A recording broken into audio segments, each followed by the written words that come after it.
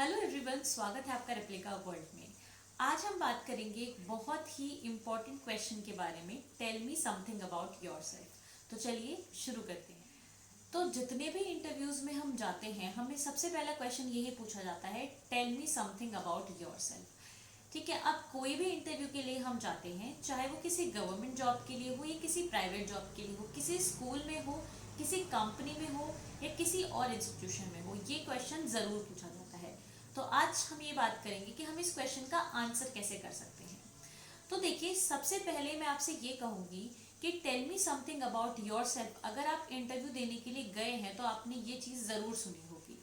अगर आप नहीं गए हैं तो आपने दूसरों के मुंह से सुनी होगी कि ये क्वेश्चन बहुत ज़्यादा पूछा जाता है और इस टाइम ये बहुत ज़्यादा सर्च किए जाने वाला टॉपिक है, क्योंकि केवीएस के इंटरव्यू आ रहे हैं। तो आज मैं आपसे जो बात करूंगी वो सिर्फ केवीएस के ऊपर ही इम्प्लीमेंट नहीं होती है। किसी भी चीज़ के लिए आप इंटरव्यू देने के लिए जाते हैं, किसी भी पोजीशन के लिए, चाहे किसी भी इंस्टीट्यूट में या किसी भी तरीके की जॉब के लिए जाते हैं, तो ये क्वेश्चन का जो आंसर है ये वहाँ पे भी एप्लीकेबल होगा।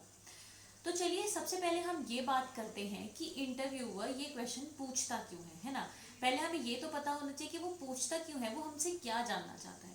तो अगर आपको ऐसा लगता है कि वो आपके बारे में जानना चाहता है या वो आपका नाम जानना चाहता है कि आपने कहाँ से डिग्री की है, वो ये जानना चाहता है, तो आप बहुत गलत सोचते हैं।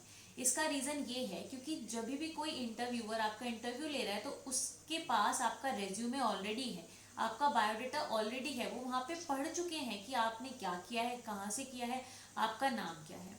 तो फिर रीज़न क्या है इसका, वो क्या जानना चाह रहे हैं हमारे से। तो सबसे पहला जो उनका मोटिव होता है वो होता है to break the ice. That means कि वो आपसे बात करना शुरू करना चाहते हैं, वो कॉन्वर्जेशन स्टार्ट करना चाहते हैं। देखिए, जब भी आप कोई इंटरव्यू देने के लिए जाते हैं तो अगर वो आपसे शुरू में ही पूछना शुरू कर दे कि अरे आप ये नौकरी क्यों लेना चाहते हो, या फिर आप मुझे इस चीज़ के बारे में बताओ। अगर आप मैथ्स के टीचर के लिए इंटरव्यू देने जा रहे हो तो चलो क्वाड्रेटिक इक्वेशन के बारे में बताओ, चलो पढ़ा के दिखाओ। एकदम से वो ऐसे बोलेंगे तो थोड़ा अजीब सा लगेगा। ठीक है, वो चाहते हैं कि आप वहाँ पे कंफर्टेबल हो जाए। ठीक है, और इंसान सबसे ज़्यादा कंफर्टेबल क्या बताने में होता है, अपने बारे में, क्योंकि अपने बारे में तो वो बता सकता है ना। ऐसा कोई हार्ड एंड फास्ट क्वेश्चन तो उन्होंने पूछा नहीं, उन्होंने पूछा कि अपने बारे में बताइए। तो अगर वो पहले आपसे शुरुआत करेंगे तो आपको वहाँ पे कंफर्टेबल महसूस होगा और आप फिर बातचीत करना उनसे स्टार्ट कर देंगे, तो फिर वो आपसे क्वेश्चन पूछ सकते हैं, है ना। तो वो इसीलिए पूछते हैं ताकि वो आपसे बातचीत शुरू कर सके, आपको वहाँ पे कंफर्टेबल फील करा सके, इसलिए वो ये क्वेश्चन पूछते हैं। तो पहली चीज़ तो वो आपको कंफर्टेबल कराना चाहते हैं। दूसरी चीज़ वो क्या करना चाहते हैं, दूसरी चीज़ वो थोड़ा ये भी देखना चाहते हैं कि आप अपने आप को इंट्रोड्यूस किस तरीके से करोगे, आप अपने आप के बारे में कैसे बताओगे, थोड़ा वो ये भी जज करते हैं। ठीक है, तो वो जस्ट कॉन्वर्जेशन स्टार्ट करने के लिए ये चीज़ शुरू करते हैं। कई बार आपने देखा होगा कि tell me something about your self अगर आपसे पूछा जाता है तो कई बार आप बोलते रहते हैं और इंटरव्यूअर ध्यान देते हैं उस चीज़ पे, कई बार नहीं भी देते, क्योंकि वो आपकी इंफॉर्मेशन पे ध्यान नहीं देते। वो आपको जस्ट कंफर्टेबल कराने के लिए और आप किस तरीके से बता रहे हैं इस बात पे वो ध्यान देते हैं।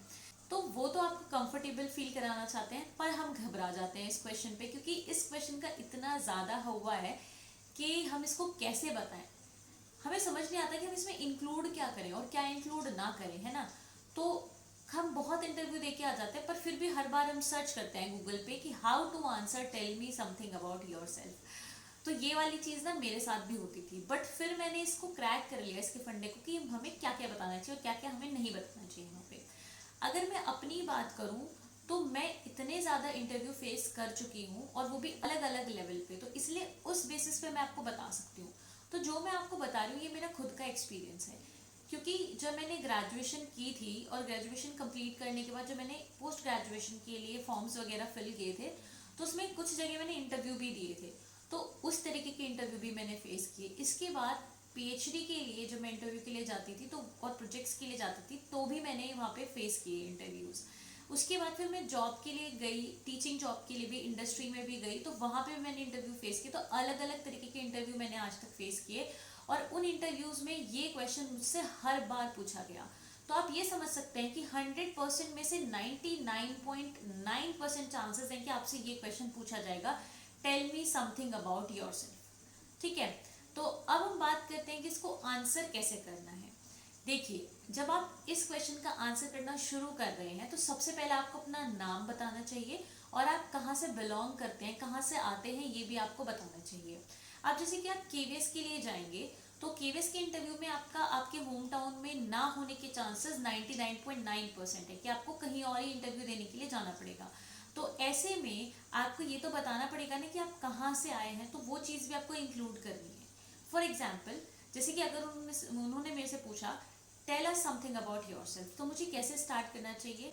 हेलो सर, या फिर ma'am, hello sir, my name is Preeti Chauhan and I belongs to Uttarakhand, या फिर hello ma'am, my name is Preeti Chauhan and I am from Uttarakhand. ठीक है, तो आपने यहाँ पे क्या बता दिया कि आपका नाम क्या है और आप कहाँ से बिलोंग करते हैं, आप कहाँ से आते हैं।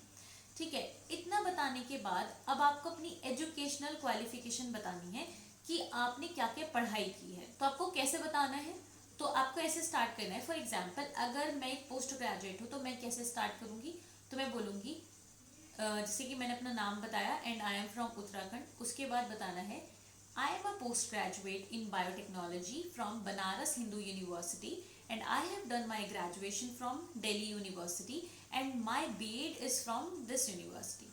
ठीक है, तो इस तरीके से, तो जैसे अगर मैं पोस्ट ग्रेजुएट हूँ तो मैं पोस्ट ग्रेजुएट का बताऊंगी, अगर मैं ग्रेजुएट हूँ तो मैं ग्रेजुएट का बताऊंगी। जैसे कि अगर मेरी जो हाईएस्ट डिग्री है वो क्या है, ग्रेजुएशन है, तो मैं बोलूंगी I am a graduate from this university and I have done my BEd from this university. ठीक है, इस तरीके से आपको अपनी एजुकेशन क्वालिफिकेशन के बारे में बता देना है।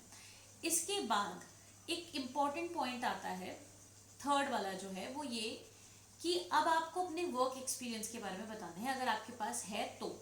अगर आप कहीं पे काम कर रहे हैं, कोई आपको वर्क एक्सपीरियंस है, तो वो आपको यहाँ पे अब इसके बाद ऐड करना है एजुकेशनल क्वालिफिकेशन के बाद।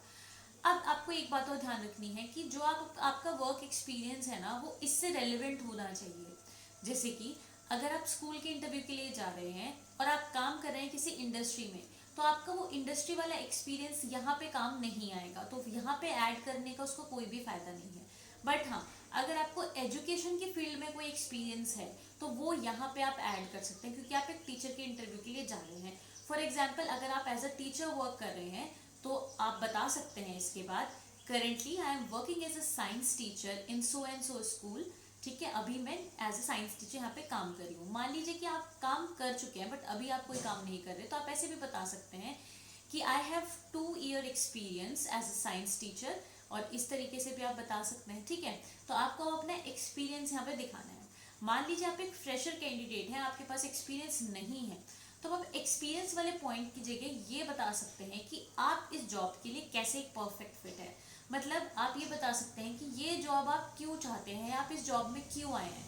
फॉर एग्जाम्पल, आप टीचर के इंटरव्यू के लिए जा रहे हैं, तो यहाँ पे आप इस पॉइंट के बाद ये ऐड कर सकते हैं, अपनी एजुकेशनल क्वालिफिकेशन के बाद आप ये ऐड कर सकते हैं कि आप क्यों एक टीचर बनना चाहते हैं। तो आप इसमें ये ऐड कर सकते हैं that I love to interact with children and interacting with them makes me happy, I want to impart knowledge, I want to imbibe good values in them। ऐसे करके, मतलब कुछ भी आप क्यों टीचर बनना चाहते हैं या कोई भी आप जॉब के लिए जा रहे हैं, तो आप क्यों जा रहे हैं कि भाई मुझे बच्चों के साथ इंटरेक्ट करना अच्छा लगता है और उनको पढ़ाना अच्छा लगता है, इसीलिए मैं एक टीचर बनना चाहती हूँ। ठीक है, तो ये वाली चीज़ आप वहाँ पे ऐड कर सकते हैं। अब ये चीज़ ऐड करने के बाद, अब इसके बाद आप अपनी स्ट्रेंथ के बारे में बता सकते हैं कि आपकी क्या स्ट्रेंथ है। और अगर स्ट्रेंथ के बारे में आप नहीं बताना चाहते हैं तो आप हॉबीज़ के बारे में बता सकते हैं, बट स्ट्रेंथ वाला पॉइंट मुझे लगता है कि आपको ऐड करना चाहिए। जैसे कि आप इसके बाद ये ऐड कर सकते हैं that I have very good communication skills, और उसके बाद आप अगर हिंदी में बता रहे हैं तो आप ऐसे बता सकते हैं कि मैं एक बहुत अच्छा वक्ता हूँ और मैं अपनी बातों को सरल शब्दों में दूसरों तक पहुँचा पाता हूँ, इसलिए मुझे लगता है कि ये मेरी बहुत बड़ी ताकत है और ये इस प्रोफेशन के साथ भी अलाइन करती है। ठीक है, इस तरीके से आप बता सकते हैं, इसको इंग्लिश में भी आप कन्वर्ट कर सकते हैं, तो ये आप बता सकते हैं। उसके बाद आप अपनी हॉबी भी इसमें ऐड कर सकते हैं कि आपकी क्या हॉबी है, आप गार्डनिंग करना आपको पसंद है, आपको पढ़ना पसंद है, आपको लिखना पसंद है, आपको क्या पसंद है, आप अपनी हॉबीज़ भी इसमें ऐड कर सकते हैं। बढ़ा चढ़ा के भी नहीं बताना है। जैसे कि अगर आप बोलेंगे कि आई लव टू रीड, ठीक है, reading is my hobby, I love to read, तो फिर अगर आपको रीडिंग पसंद है तो वो आपसे पक्का ये क्वेश्चन पूछेंगे कि आपको कौन सी नॉवेल पसंद है, आप क्या पढ़ते हैं, हिंदी लिटरेचर पढ़ते हैं, इंग्लिश लिटरेचर पढ़ते हैं, साइंस पढ़ते हैं, क्या पढ़ते हैं, फिर वो आपसे पूछेंगे। तो उस चीज़ के लिए आपको तैयार रहना है। तो बढ़ा चढ़ा के हॉबी नहीं बतानी, जो हॉबी है वो ये आपको बतानी है। और अगर आपको ये मतलब अच्छी हॉबी, ऐसे मतलब सीरियस टाइप हॉबी को ऐसे प्रोफेशनल टाइप की हॉबी बताना चाहते हैं, तो उसके लिए भी फिर आपको तैयार रहना पड़ेगा।